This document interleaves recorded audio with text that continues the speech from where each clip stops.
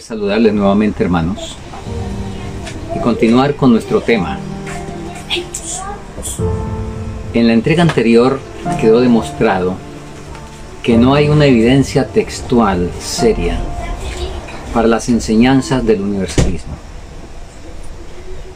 En esta última presentación procederemos de una manera un poco más puntual a examinar algunas de esas doctrinas.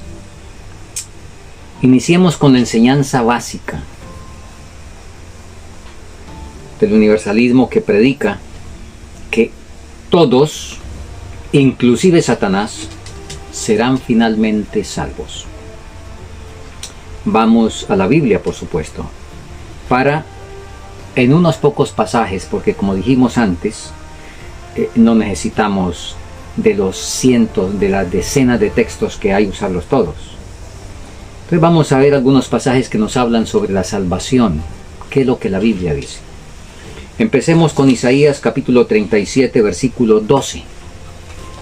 Y ahí leemos lo siguiente: porque de Jerusalén saldrá un remanente, y del monte de Sión los que se salven. El celo de Jehová de los ejércitos hará esto. De Jerusalén saldrá, ¿qué? Un remanente. ¿Qué es eso de remanente? Un residuo. Los que quedan. Asociada con remanente hay una voz hebrea, por allá creo que la palabra es polet, que quiere decir los que escapan. Da la idea de un fragor, de una batalla, y algunos quedaron vivos. Entonces, porque de Jerusalén saldrá un remanente, y del monte de Sión los que se salven. El celo de Jehová de los ejércitos hará esto. Sigamos leyendo. Abdías 1:17. Abdías 1:17. Mas en el monte de Sión habrá un remanente que se salve y será santo. Sigamos leyendo. Romanos 9:27. Romanos 9:27, leemos lo siguiente: también Isaías clama tocante a Israel: aunque el número de los hijos de Israel sea como la arena del mar, tan solo el remanente será salvo. Sigamos leyendo. Vamos ahora, sigamos con el Nuevo Testamento. Mateo 25.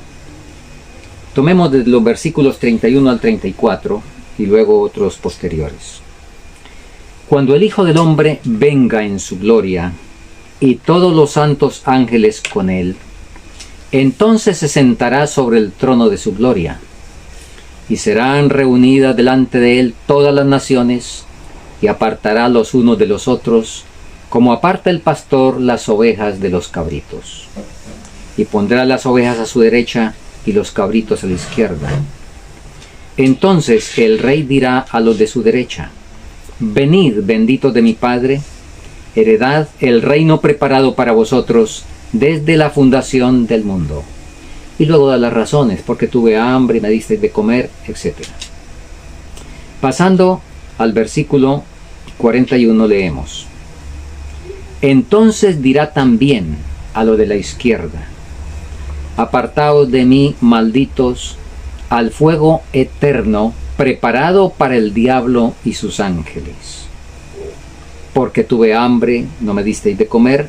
Da las mismas razones que se dieron anteriormente, solo que aquellos lo hicieron, estos no. Y el resultado lo encontramos en el versículo que acabamos de leer: apartaos de mí, malditos, al fuego eterno preparado para el diablo y sus ángeles. Y aunque ya lo dijo, en el versículo 46 repite, vuelve a insistir: e irán estos, los que acaba de mencionar, estos últimos, al castigo eterno, y los justos a la vida eterna. Mismo Mateo, capítulo 16, versículo 27.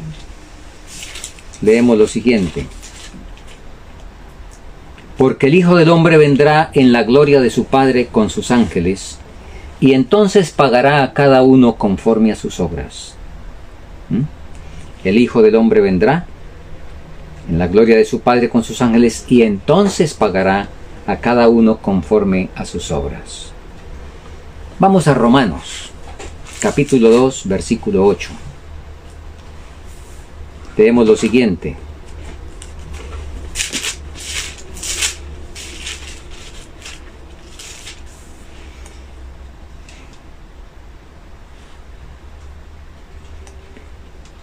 Pero indignación e ira a los que son contenciosos y no obedecen la verdad, sino obedecen a la injusticia.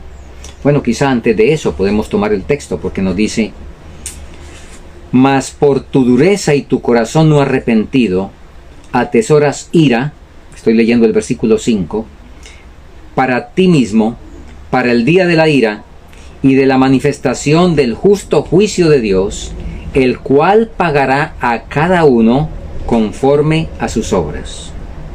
A los que, perseverando en bien hacer, buscan gloria, honra e inmortalidad y vida eterna. Pero indignación e ira a los que son contenciosos y no obedecen a la verdad, antes obedecen a la injusticia. Finalmente, leo en Ezequiel 18, versículos 4 y 20, donde dice: el alma que pecare, esa morirá. No pagará el Padre por el Hijo, ni el Hijo por el Padre. El alma que pecare, esa morirá. Y por supuesto que está hablando de la muerte eterna.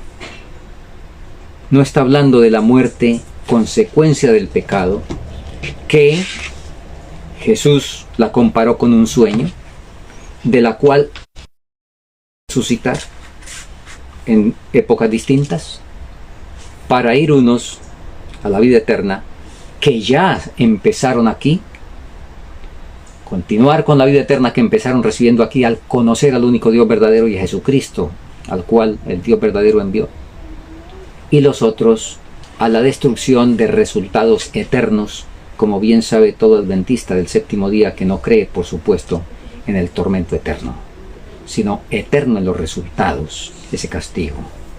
Muy bien. Así es que esto es lo que la Biblia enseña. Y la Biblia también nos enseña, y pasamos a un segundo punto, el destino final de los impíos. Y vamos a leer unos pasajes a ver en qué esos pasajes dan la idea, o podemos concluir de que esos pasajes están hablando de una refinación del carácter, de una purgación de los pecados. A ver si esos pasajes algo dan esa idea, o qué idea es la que dan. Empecemos con Malaquías capítulo 3 y leamos a partir del versículo 16, y podemos extender la lectura hasta el capítulo 4, el versículo 1. Dice así: entonces los que temían a Jehová hablaron cada uno a su compañero, y Jehová escuchó y oyó, y fue escrito libro de memoria delante de él, para los que temen a Jehová y para los que piensan en su nombre. Y ellos serán míos, dice Jehová de los ejércitos, en el día que yo prepare mi especial tesoro, y los perdonaré como un hombre perdona a su hijo que le sirve. Entonces os volveréis y discerniréis la diferencia entre el justo y el impío, entre el que sirve a Dios y el que no le sirve. Y el versículo 1 del capítulo 4 explica la diferencia y el resultado. Y vamos a ver si la diferencia va a ser en que todos se van a salvar, unos habiendo ido al purgatorio, porque es la doctrina del purgatorio la que dice que después de purgar pecados entonces se es recibido en gloria. Vamos a ver si nos dice que la diferencia es que unos van a ir al purgatorio y otros no, pero que finalmente todos se van a salvar. Porque ya leímos donde entonces os volveréis y discerniréis la diferencia entre el justo y el impío. entre el que sirve a Dios y el que no le sirve. Porque, he aquí, viene el día ardiente como un horno, y todos los soberbios y todos los que hacen maldad serán estopa. Y aquel día vendrá y los abrazará, dice Jehová de los ejércitos, el cual no le dejará ni raíz ni rama. Un tremendo fuego que abraza la estopa.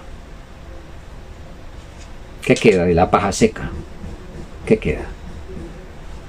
Sigamos leyendo, porque, cuidado, no hay que hacer doctrina con un solo texto, mucho menos con un término.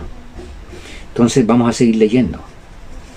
Leamos Isaías capítulo 1, donde podemos seguir siendo ilustrados al respecto. Isaías capítulo 1, y empecemos del versículo 27. Sión será rescatada con juicio, y los convertidos de ella, son los que van a ser rescatados, y los convertidos de ella con justicia.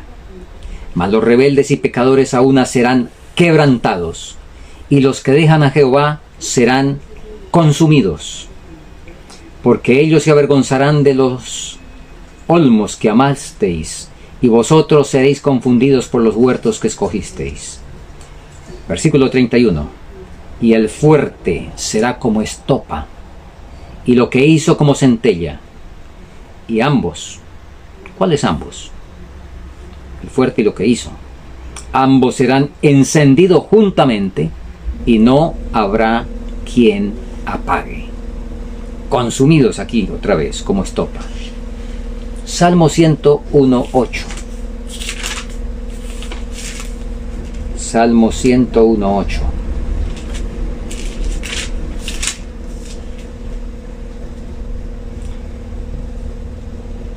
De mañana destruiré a todos los impíos de la tierra, para exterminar de la ciudad de Jehová a todos los que hacen iniquidad. Abdías 18.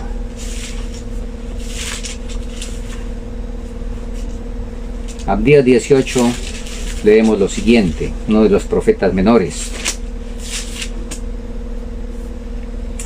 Y la casa de Jacob será fuego, y la casa de José será llama, y la casa de Esaú estopa, y los quemarán, los consumirán, y ni aun uno quedará de la casa de Esaú, porque Jehová lo habló. Ustedes saben, aquí está haciendo diferencia entre Esaú y Jacob. Y por eso el Señor dijo, de los que se pierden, nos dicen, por favor, hermanos. Increíble. No necesitamos traducciones. De hecho, estas traducciones todas están correctas. Quiero decir, no necesitamos los originales. Si para entender las escrituras se necesitaran obligatoriamente los originales, pues ahí sí tendríamos razón de acusar a Dios de alguna manera. Pero viene a mi mente una cita que amo profundamente, una de las tantas, donde la sierva del Señor dice que la comprensión de las escrituras por la persona común, por el pueblo, por el común del pueblo, que se somete realmente con humildad al Espíritu Santo, la hermana White dice que esa interpretación es la que más se acerca a la verdad tal como está en Jesús. Así de que estos textos son contundentes, pero permítanme, y voy a leer ahora extensamente un escrito de la sierva del Señor en el conflicto de los siglos a partir de la página 526. Armonía entre la ley y el testimonio. Vamos a leer. Y la hermana White dice lo siguiente: luego de explicar y luego de decir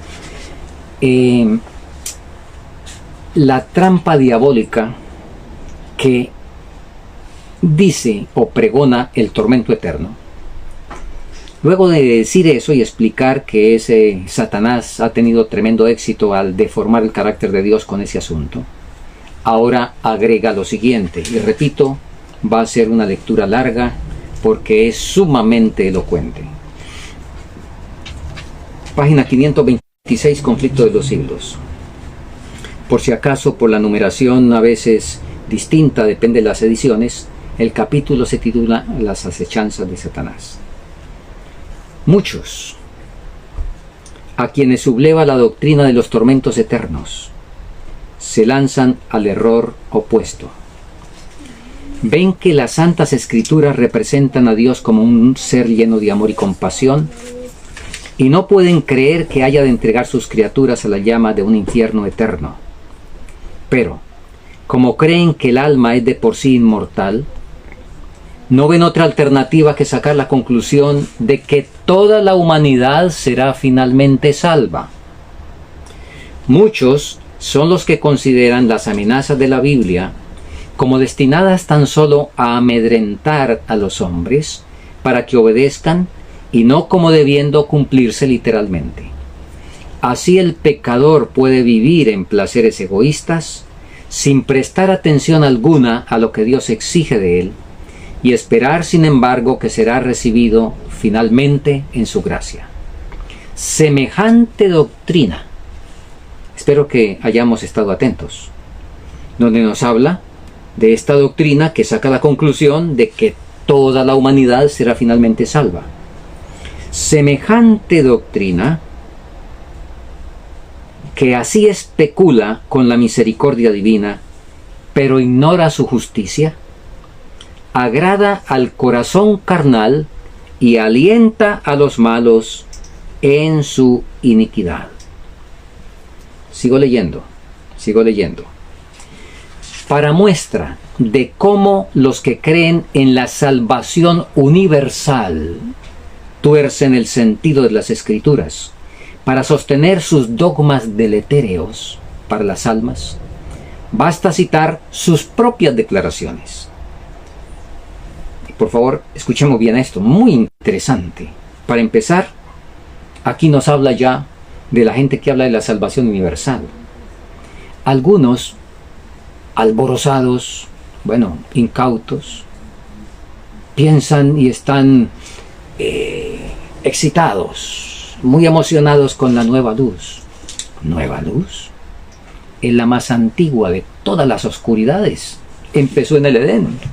Satanás dijo: no moriréis. Ahí empezó el universalismo. Lo perfeccionó Calvino con la cuestión del libre albedrío y tantas otras cosas. Pero empezó esto en el Edén. Así es de que no es nueva luz, sino es la más antigua de todas las oscuridades. Sigo leyendo.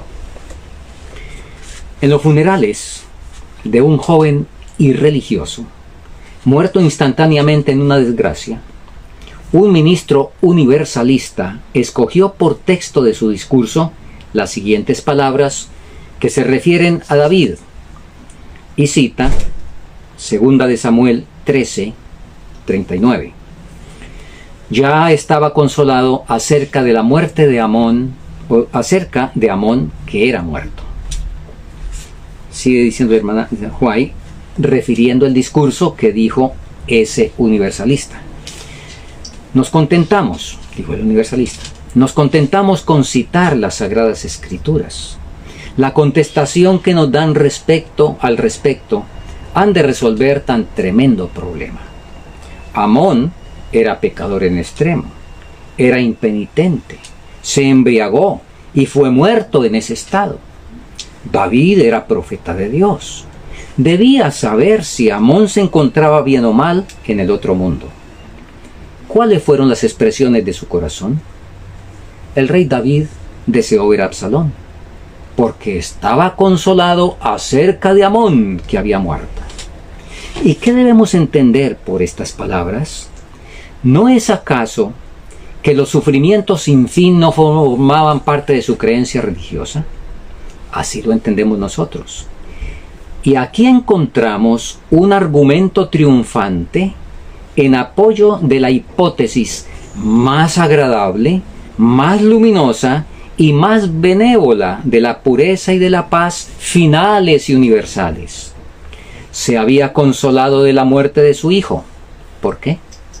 Porque podía con su ojo de profeta echar una mirada al glorioso estado y ver a su hijo muy alejado de todas las tentaciones, libertado y purificado de la esclavitud y corrupciones del pecado. Y después de haber sido suficientemente santificado e iluminado, admitido a la asamblea de espíritus superiores y dichosos.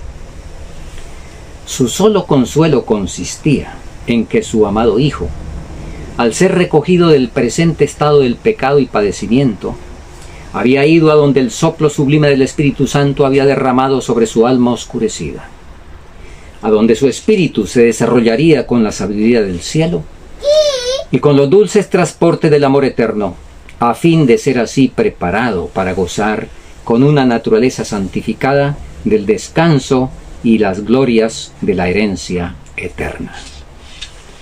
Con esto siguió predicando ese ministro. Recuerden que estamos repitiendo, la hermana White nos está transliterando, por así decirlo, el discurso de un ministro universalista. Y ustedes ya notaron los elementos. Sigue diciendo. Aquí sigue el discurso de ese ministro, de ese pastor.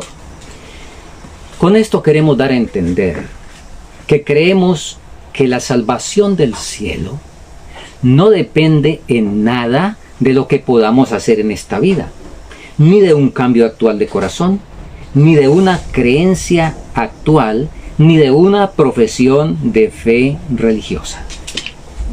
¿Cómo les parece? Cualquier parecido es una coincidencia, ¿verdad?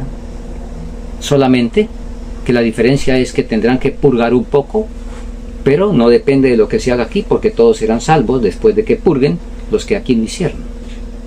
Seguimos leyendo. Sigo citando el conflicto de los siglos y sigue. Ahora viene el comentario de la hermana White. Aquí termina el discurso de ese universalista y ahora la hermana White dice: así es como este profeso ministro de justicia reitera la mentira ya dicho por la serpiente en Edén: de seguro no moriréis. En el día que comiereis de él, vuestros ojos serán abiertos y seréis como Dios. Afirma que los más viles pecadores, el homicida, el ladrón y el adúltero, serán preparados después de la muerte para gozar de la eterna bienaventuranza. Recuerden, estoy leyendo, sigo leyendo la inspiración. ¿Y de dónde saca sus conclusiones este falseador de las Sagradas Escrituras? De una simple frase que expresa la sumisión de David a la dispensación de la providencia. Su alma deseó ver a Absalón porque estaba consolado acerca de Amón, que era muerto. Al mitigarse con el andar del tiempo la acrimonia de su aflicción, sus pensamientos se volvieron del hijo muerto al hijo vivo, que se había desterrado voluntariamente por temor al justo castigo de su crimen. Hermana White abre admiración y dice: y esto es una evidencia de que el incestuoso y ebrio Amón fue al morir llevado inmediatamente a la morada de los bienaventurados para ser purificado y preparado allí para la sociedad de los ángeles inmaculados. ¿Cómo califica ella esto? Escuchen. Fábula amena, por cierto, muy apropiada para satisfacer el corazón carnal. Escuchen. Es la doctrina del mismo Satanás y produce el efecto que él desea. Hermano, pregunte usted, lea esto con los universalistas modernos y pregúnteles qué opinan de esto.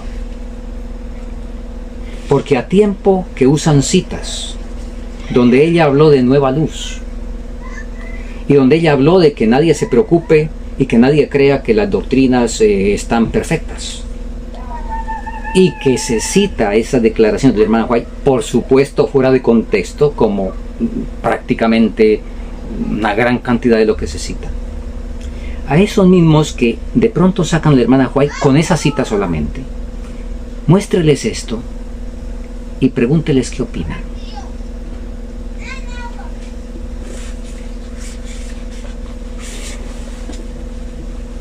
Puedo decirles que la respuesta va a ser la misma que dio Acab a Josafat. Ustedes recuerdan aquella situación de guerra con los sirios, que los sirios vinieron y se cercaron. Y ahora Josafat cometió el error de acompañar a Acab a la guerra con los sirios.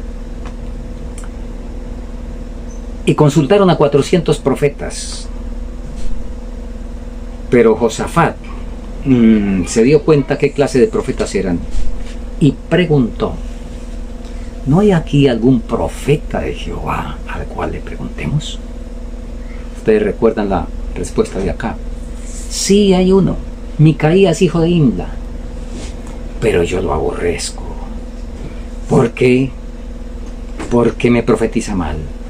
O yo lo aborrezco porque no dice lo que a mí me gusta, no dice lo que yo quiero oír, porque me contradice. Yo lo aborrezco. Pregúntele a los universalistas qué dicen de esto que acabo de leer. Y no serán tan francos como acá de decir yo aborrezco a Elena de White.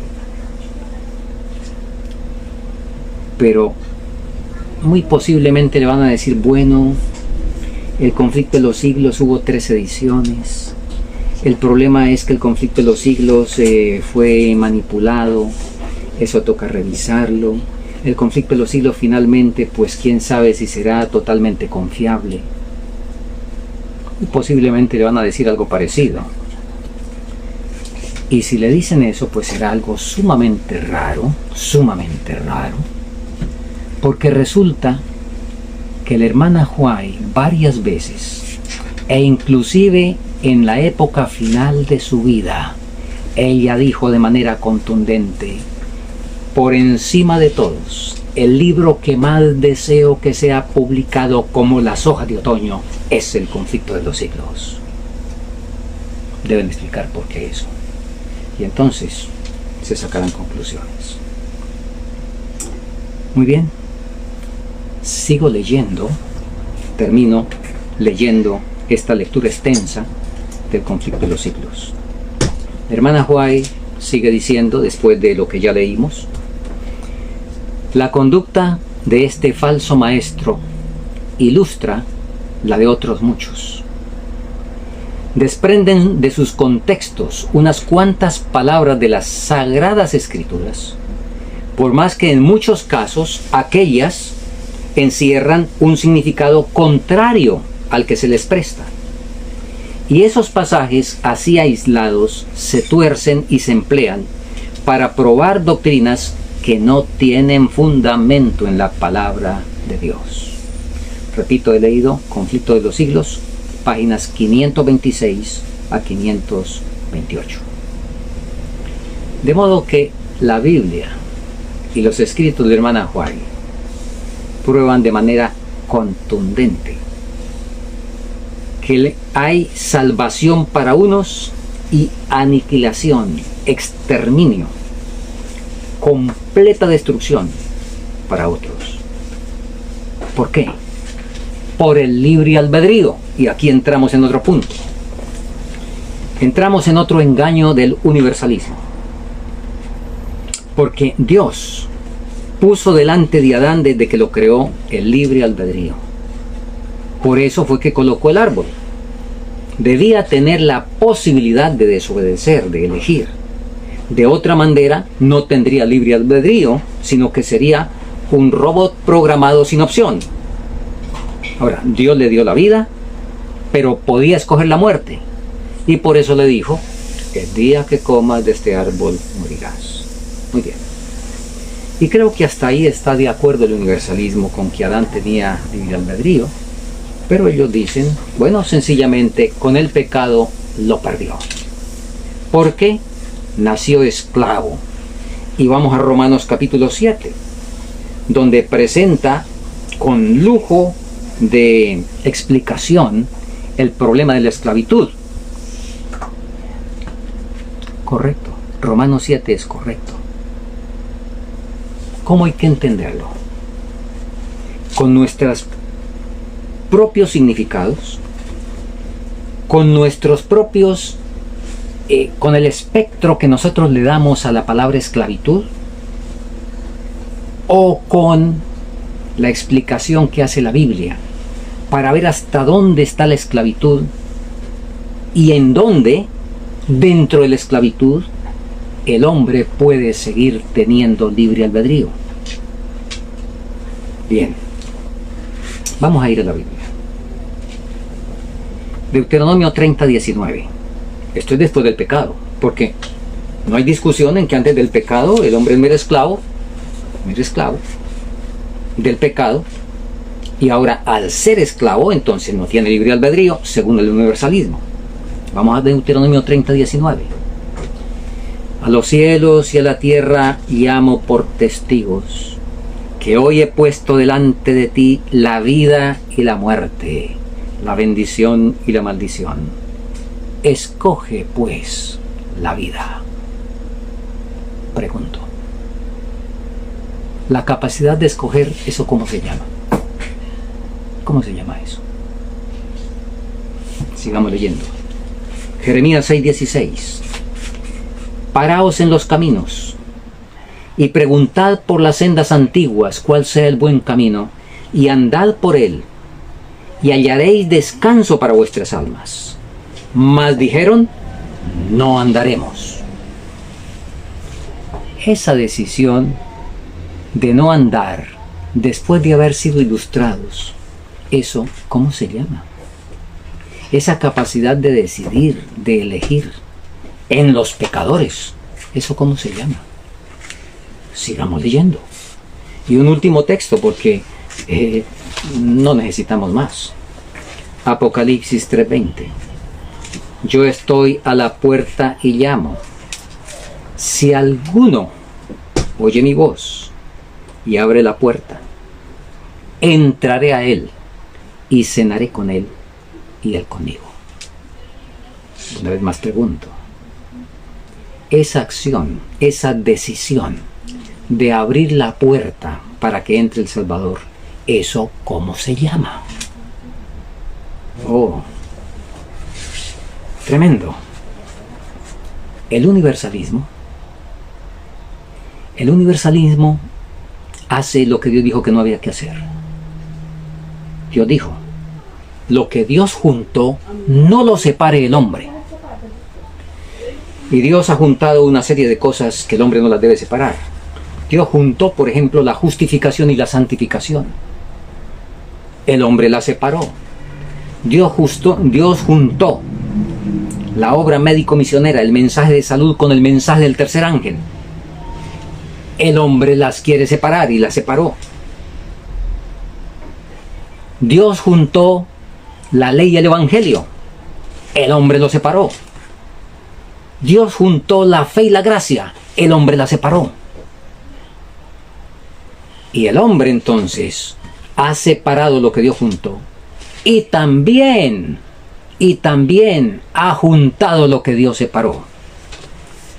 Dios separó el ser esclavo del pecado del libre albedrío.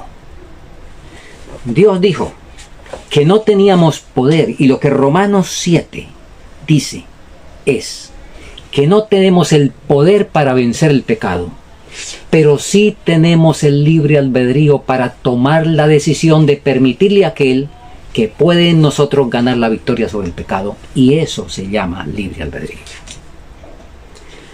El que no hay libre albedrío fue otro invento de Calvino. Y bueno, quizá no Calvino, quizá antes. Yo sé que Calvino fue el que perfeccionó más esas cosas. Pero las escrituras en ninguna parte insinúan de que el hombre perdió por completo el libre albedrío que lo perdió por el problema del pecado y que por lo tanto ahora Dios tiene que decidir por él. Y por eso es que Dios va a decidir salvarlo, aunque el hombre consciente dijo que no se quería salvar.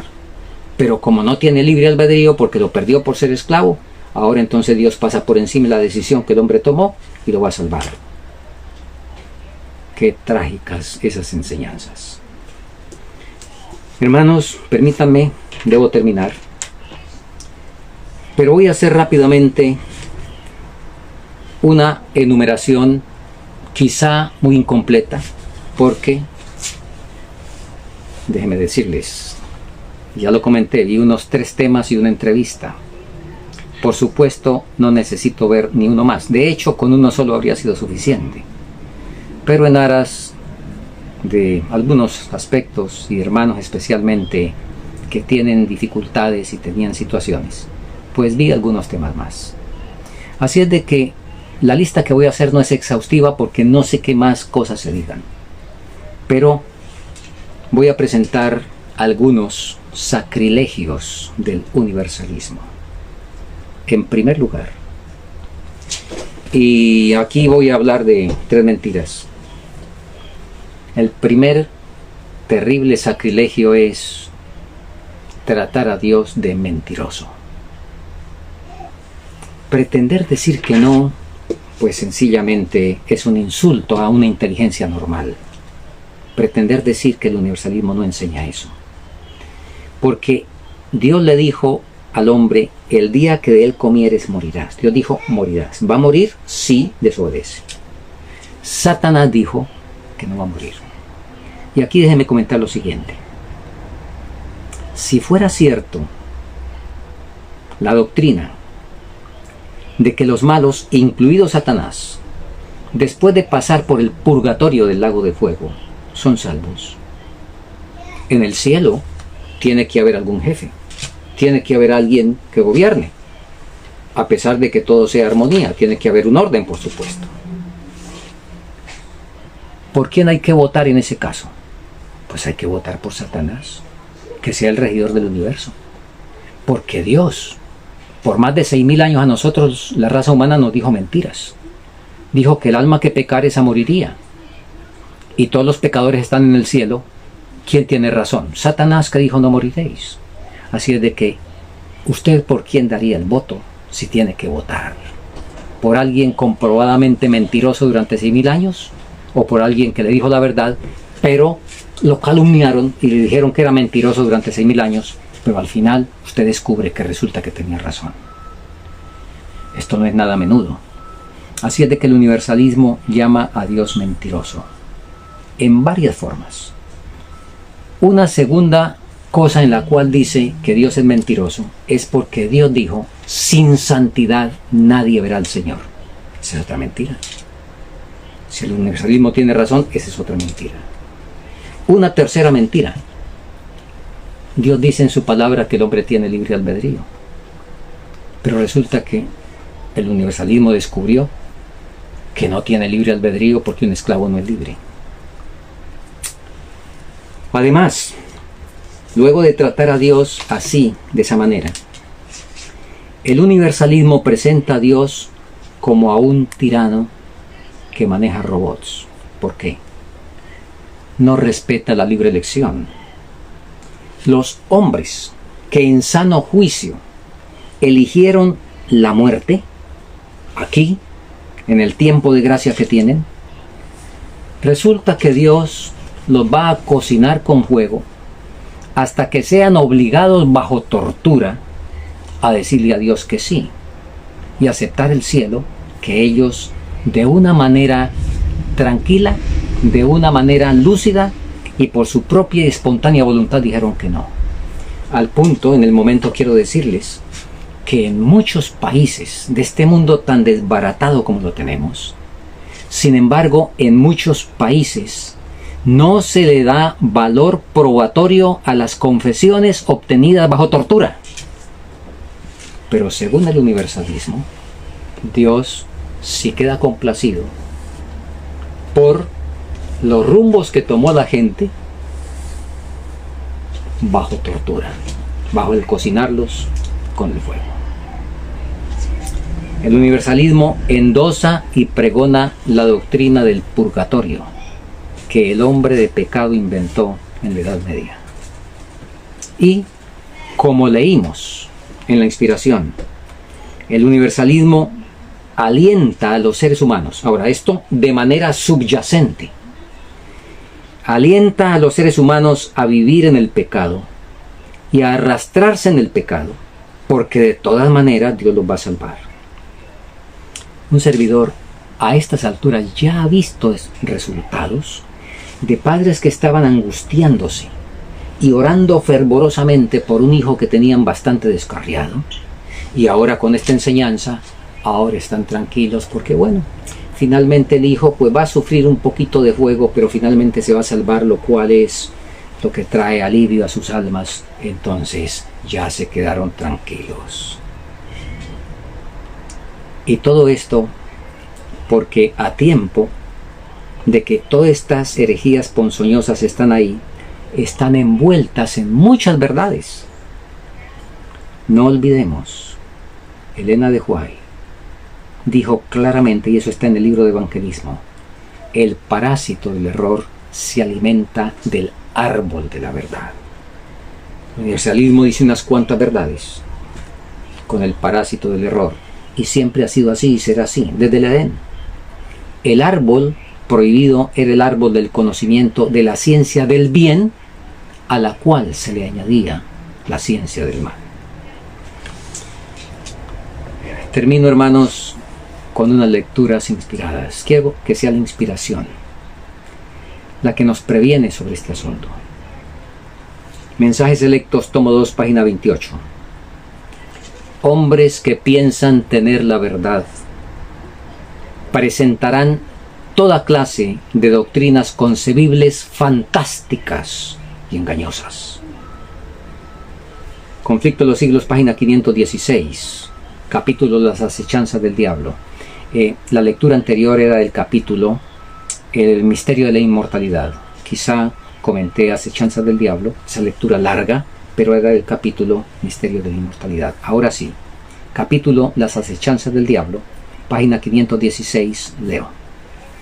Innumerables son las doctrinas erróneas y las ideas fantásticas que imperan en el seno de las iglesias de la cristiandad. Es imposible calcular los resultados deplorables que acarrea la eliminación de una sola verdad de la palabra de Dios. Pocos son los que, habiéndose aventurado a hacer cosa semejante, se contentan con rechazar lisa y llanamente una sencilla verdad. Los más siguen rechazando una tras otra los principios de la verdad hasta que se convierten en verdaderos incrédulos. He visto, sigue diciendo la sierva del Señor, escuchemos esto. Testimonios Selectos, tomo 5, página 17. He visto el resultado de esas ideas fantásticas respecto a Dios. Son la apostasía, el espiritismo y el amor libre. Hermano, quizá usted dirá, no, pero hasta allá no, tampoco. Le recuerdo que Pedro, cuando Jesús le dijo cuáles iban a ser sus resultados esa noche, Pedro le dijo, Señor, por favor, no exagere las cosas. Señor, por favor, yo estoy listo aún a morir por ti. No, hasta allá no. ¿Qué pasó? La sierva del Señor dice, y hago este llamado a algún hermano,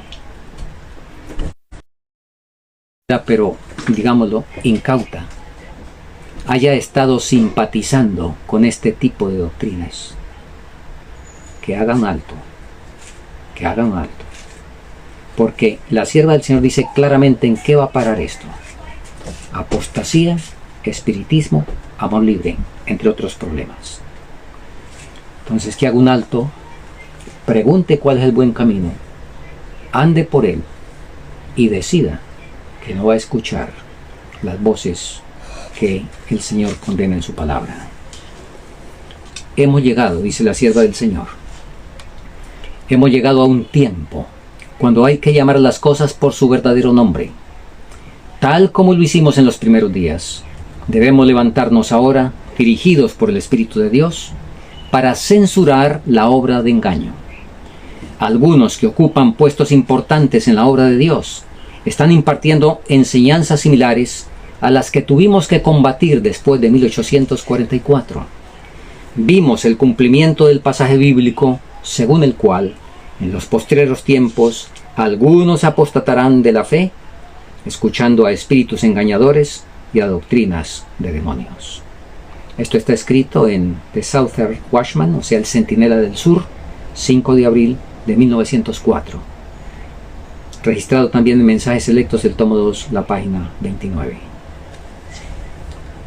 Termino con las palabras inspiradas.